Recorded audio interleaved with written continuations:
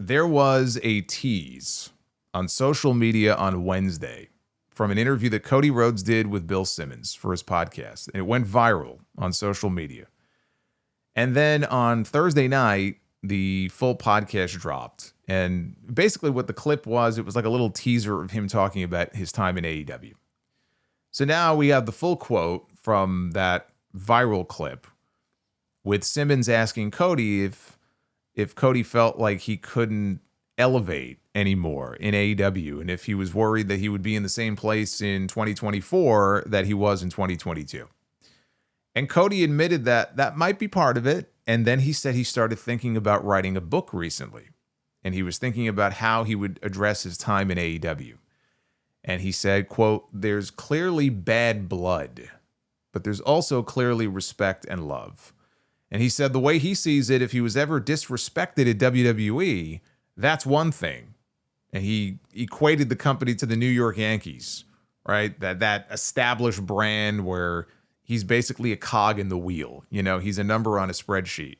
Like he could get that. He understands that. But feeling disrespected at something that I built with my friends, that we built, feeling disrespected there, I wouldn't stand for it.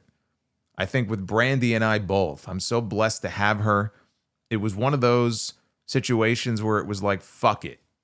I did way more here than you think, and you're going to find out the moment I'm out the door. I don't believe in the cold-hearted, backstabby type of revenge. The greatest revenge on earth is success. And I felt like we were sitting on something wonderful, something great, potentially huge, with what I was doing with the American Nightmare as a bad guy, as a good guy, something in between. We're sitting on something magical. And if I'm not going to do it in the house that I literally built with Matt, Kenny, and Nick, then, buddy, I'm going elsewhere. And Simmons made a comparison between the Dallas Cowboys and the infamous issues between Jerry Jones, who was the owner, and former coach Jimmy Johnson that resulted in 3 Super Bowls. And then things kind of ended very badly. And without saying the name Tony Khan, Cody said that it was probably a similar situation, but he doesn't look at the situation with any negativity. He says, I got to be part of WWE again. I got to be part of WWE. We're talking about Austin and Hogan, 2 of the greatest to ever lace their boots and draw people into the arenas. And every one of those records has been broken. I got to be in the matches that broke those records. I got to stand across from Roman Reigns at WrestleMania 39. I got to do it again.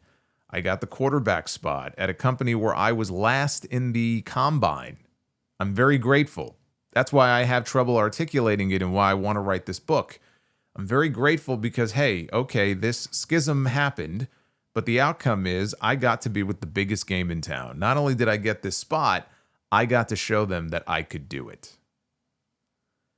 You know, whenever someone asks him about AEW and what went wrong there, he tries to thread that needle, man. He always tap dances around it, and he speaks about it in very vague, very cryptic terms. Like he doesn't want to bury anyone publicly. Like either that or NDAs were signed, and he literally can't talk about it. But he kind of opened up a little bit more here than I've heard him open up before. And he wants to write about it in a book one day. So that doesn't sound like he's legally not allowed to say anything. He's just chosen not to. He's probably saving it to sell some books eventually. But the cryptic nature of it has just gotten very tiresome to me. Like we don't know specifically what the straw was that broke the camel's back between he and Tony Khan. Losing Cody Rhodes was a huge loss for AEW. And when I look back at some of the moments that kind of defined this company, 2 of the biggest, and defined it in a very negative way, was Brawl Out. It just, things never felt quite the same after Brawl Out and that whole situation. It was just such a disaster. And Cody leaving the company, which I guess came first, but Cody leaving was also one of those moments where, again, he was one of the architects. He was one of the founding fathers of this company. He did a lot more than just go out and wrestle. You know, he was responsible for a lot of different things behind the scenes. And when he left, it felt like part of the heart and soul of that company died with him when he left AEW. So he was a very important part of that company. Not that they couldn't go on to have success, because they did. It's not like the company died, when Cody left. But it just, again, it wasn't the same when he went back to WWE. And so, again, we don't know specifically what the issue is between these two men. The issue is likely between him and Tony Khan. That's what caused it. He says he felt disrespected. That could mean any number of things. What I have always thought was very weird was Cody worked his last month in AEW without a contract. He worked on a handshake. Like when he lost the TNT Championship to Sammy Guevara in his last match on Dynamite, he was not under contract. He was their TNT champion and had no contract. Does it stem from that? Was he offered a new deal and didn't like the terms?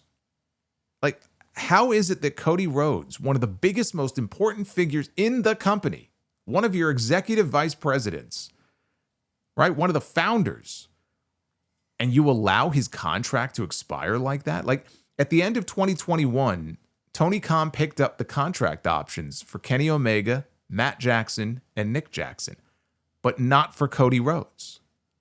And presumably Brandy, although I don't know if she had an option rollover or not. I don't know what her deal looked like. But he didn't pick it up for Cody. That was the reporting at the time. So they kept negotiating through the month of January. There almost has to be more to it than that, because why pick up all the other EVPs and not Cody? Like, can you imagine WWE allowing Roman Reigns or John Cena or Cody Rhodes today to even get to the point where their contract is about to expire? Like, they would have those guys locked up so fast, like months before their contract ran out.